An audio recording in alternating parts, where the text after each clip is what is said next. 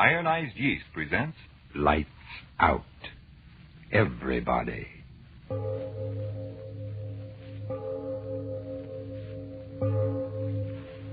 It is later than you think. Lights Out brings you stories of the supernatural and the supernormal, dramatizing the fantasies and the mysteries of the unknown. We tell you this frankly, so if you wish to avoid the excitement and tension of these imaginative plays, we urge you, calmly but sincerely, to turn off your radio now. My name, Arch Obler. Tonight, a story I enjoyed writing for you because, well, frightening as the thought may be, it could happen.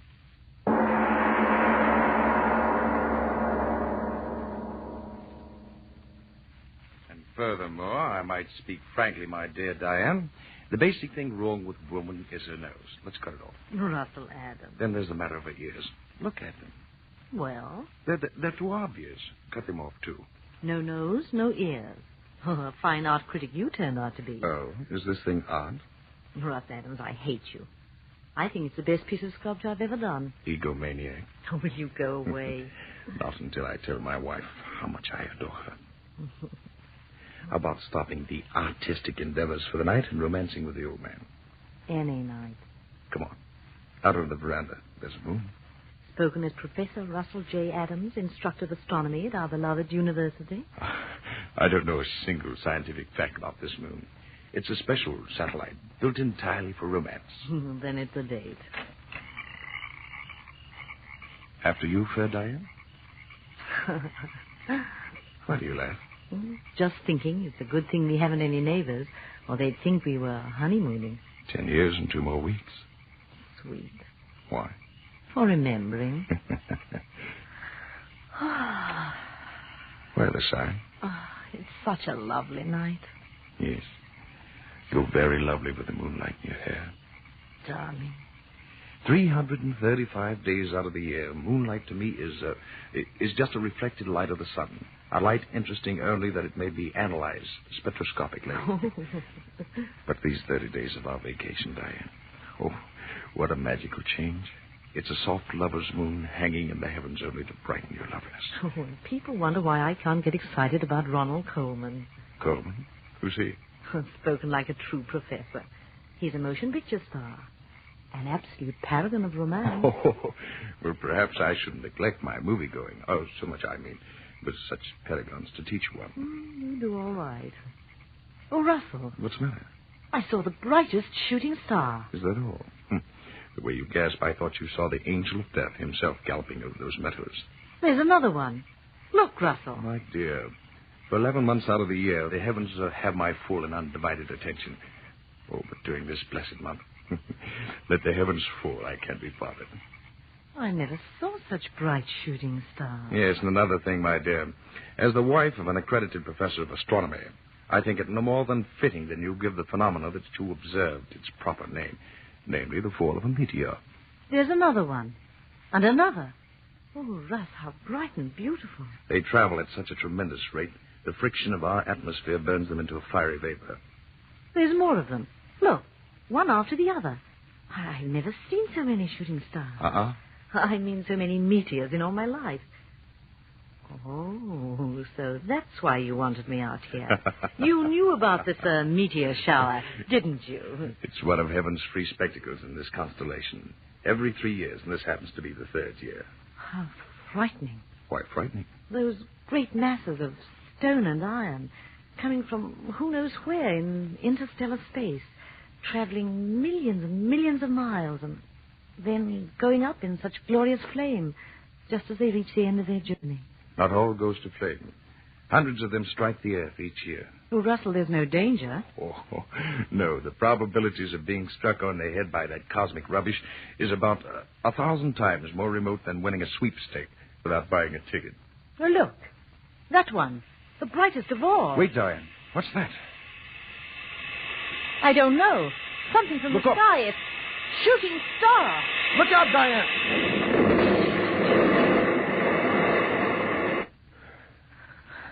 Russ. All right, dear. Everything's all right. What? How? A meteor. Must have landed out in the field there. Here, let me help you. You all right, dearest? Yes, I'm all right. Russ, where are you going? Out there. Where it must have buried itself. Wait here. I'll be right back. No, I'm going with you. All right, if you want to. Oh, Diane, what an experience we've had. The one chance in a million I spoke about almost occurred to us. But Russ, was it really a shooting star? That explosion like a bombshell? A bombshell of the universe. What will we find out there? A fragment of the meteorite, I hope. But it'll burn. No. All of its heat will have been dissipated. Then again, it may have exploded into 1,000 minute pieces. I pray to heaven that it hasn't. I'm afraid. No. The danger's all over. Here. The moon's so bright. If any of the mass landed, I should be able to find the torn ground where it smashed through the turf. Oh, please, darling, let's wait until morning. No, I must find the thing at once. The moon gives plenty of light. From the brightness of the flash, I'm positive that the meteor landed someplace right in here. I'll tell you. Look. What? The turf, all torn up. This is the place. Russell, are you mad? Get up off the ground. Right here. It must have struck a glancing blow off the brow of the ridge. I've got it. What? A fragment of it. Still warm. See? No larger than a baseball. All that was left of it. That's a meteor. A meteorite. All that's left of the meteor that burned and exploded. What a find. Drop it, Russ. What are you talking Throw about? it away. Come back to the house, please.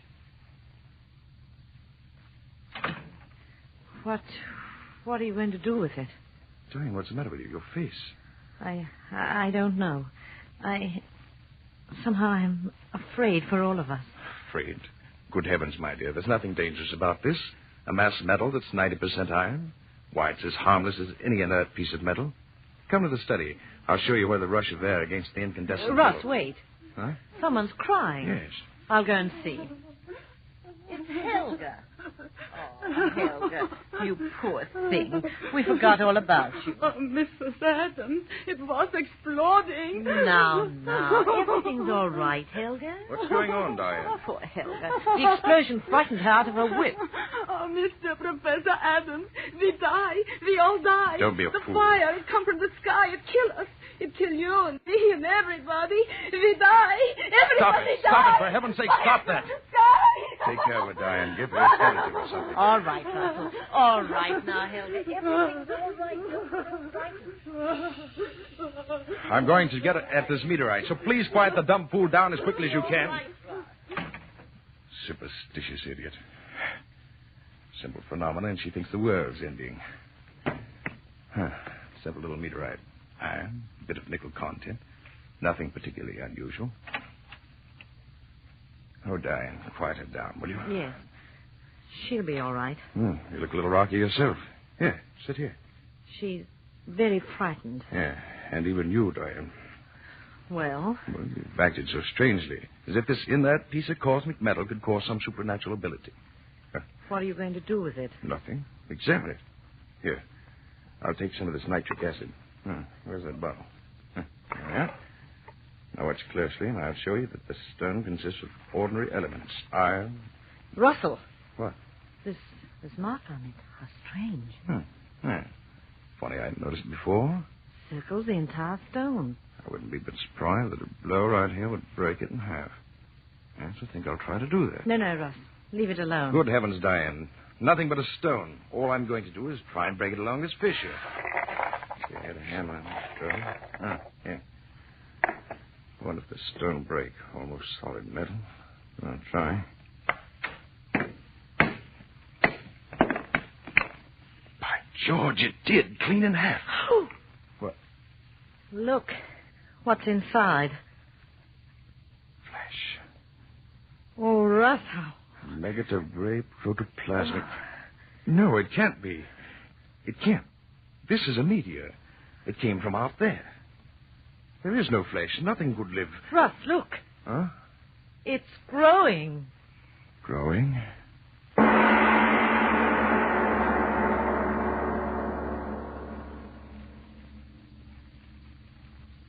Ladies and gentlemen, a shooting star flashes out of the sky and falls to Earth. And in it, something living from out of interstellar space. Yes, Yes, this is the time to take a breath before going on with tonight's Lights Out play, the story of Professor Adams and his wife and the thing from out beyond our world. A meteorite had fallen, and Professor Adams had broken it open, and there was a gray nugget of flesh inside, which, even as the professor and his wife stood watching, began to grow.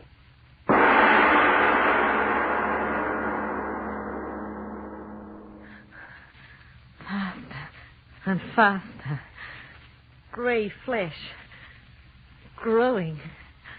Russ, I'm afraid. No, Diane, no. Wait, control yourself.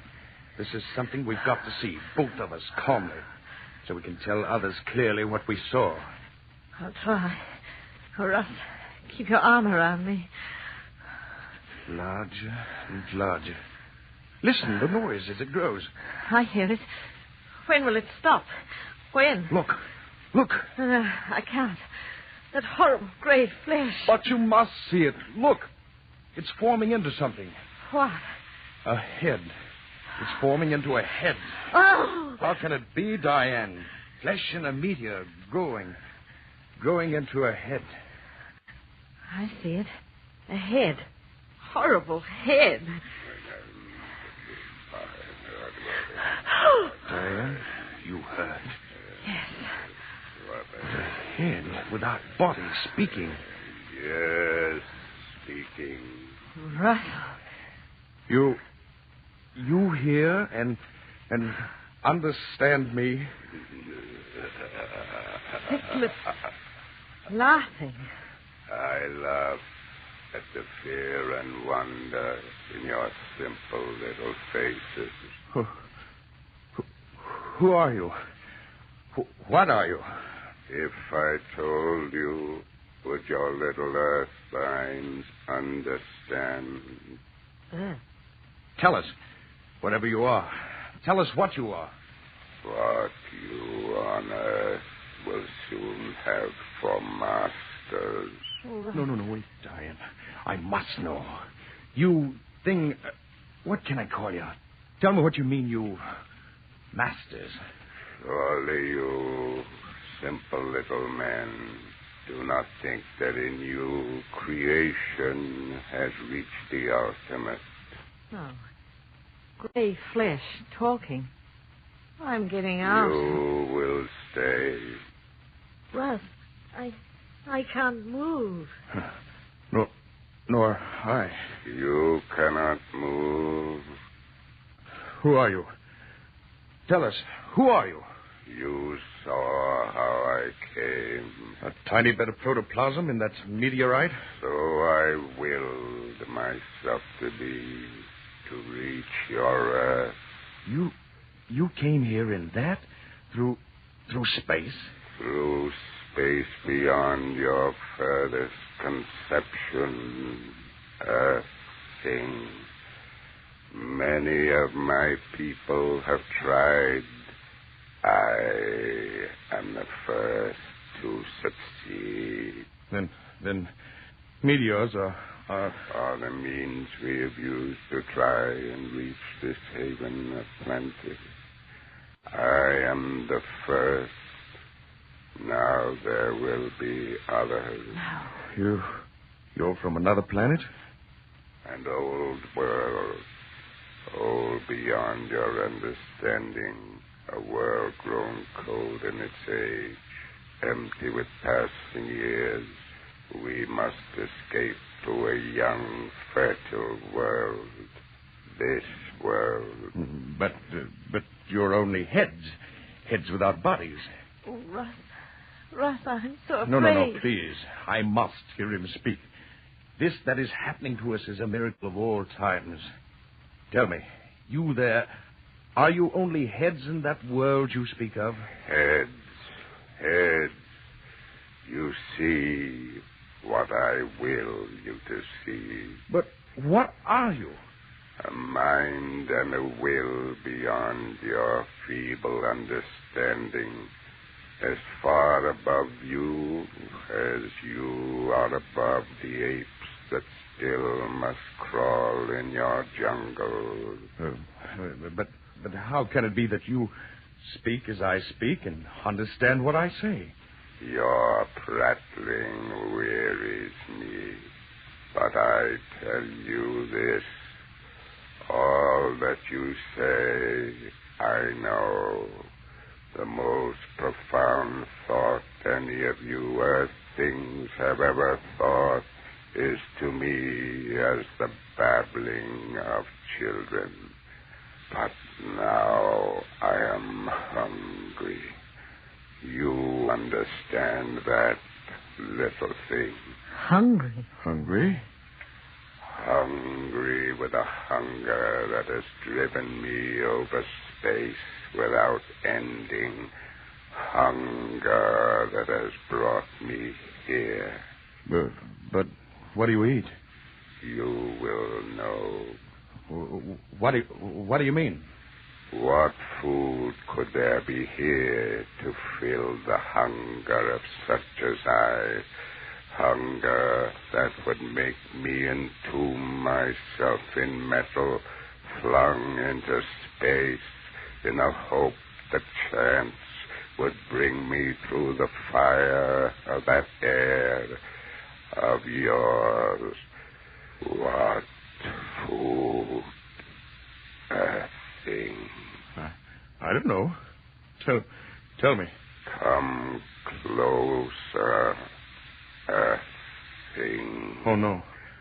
And why, oh no, a thing. You don't... Human? Human. You think you crawling worms are human to us. But if you're man... But we are not men. You are the cattle, and we are the keepers. Oh. You raise the cattle for life, and we for centuries have raised such as you on our world for life. But now, as I told you, our world has grown too old and too cold. The herds of you die, and we grow hungry. That is why I am here. We need new cattle. Here there are so many of you. Earth woman. Russell, it spoke to me. We've got to get out of here. Earth woman. No. Stop it. Don't look at me. Stop it. Come No. closer. Don't listen to him, Diane. Closer. No. Don't move, Diane. Stay where you are. Stay right there. You hear only me, Earth woman. Only you. No, Diane. No. Don't say that. Don't look at that monster, Diane. Closer, Diane. Yes. No. Closer. No, Diane. Stand still. Don't move toward it. Don't. Closer. No. Diane. Closer. Monster. Not Diane. Diane, I beg of you, don't go closer to it. Closer. No. Closer. I'll kill you. Closer. If I can only get to you. Soon you will move to me as she No. is. No. Closer. Diane, if I could move. Closer. Diane, I've got to find the way. The strength to stop him. Diane, you're almost... I've got to. That bottle. Nitric acid. The bottle. Got it.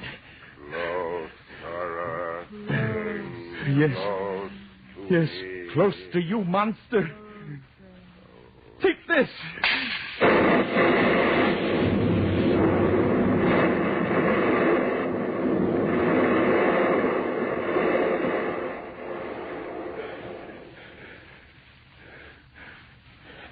Pool of flesh. That's all. Diane, wake up. Open your eyes. I've killed the thing. I killed it. Diane, it's all right. Russell. I've killed it. Oh. Diane, look. Outside, it's still dark. Yes, the sky's still streaked with the rush of meteorites. And that thing said more of the monsters of his breed are trying to reach this earth to feel that devil's hunger in them. Another meteorite is just there. And in it, perhaps... Oh, Diane. Diane. Is that truly to be end for mankind?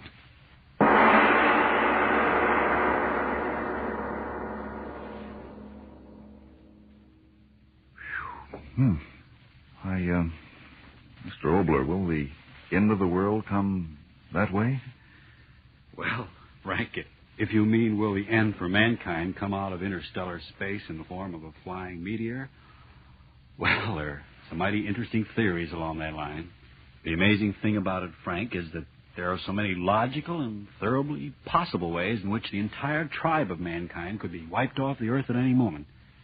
I'm not talking about famine or what's close to all of us, war. I mean other ways.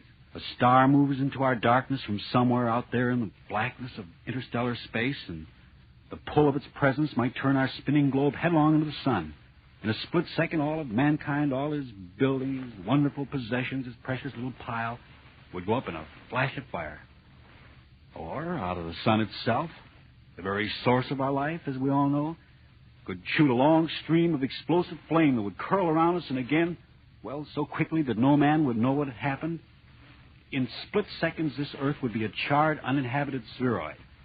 Yes, when one stops to think what a tiny little grain of sand this haughty world of ours actually is in the dark sea of space, and when we realizes how precarious little mankind's hold is on this earth, the spectacle of man's inhumanity to man becomes a cosmic joke.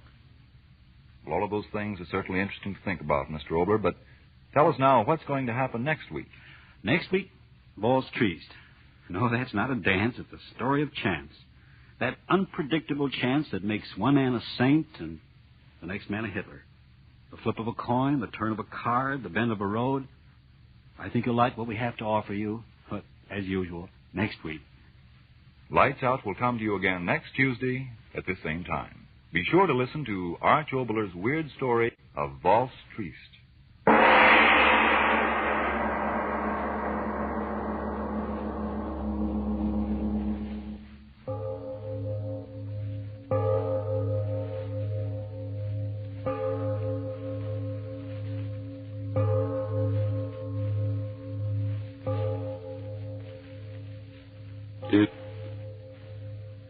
It is later than you think.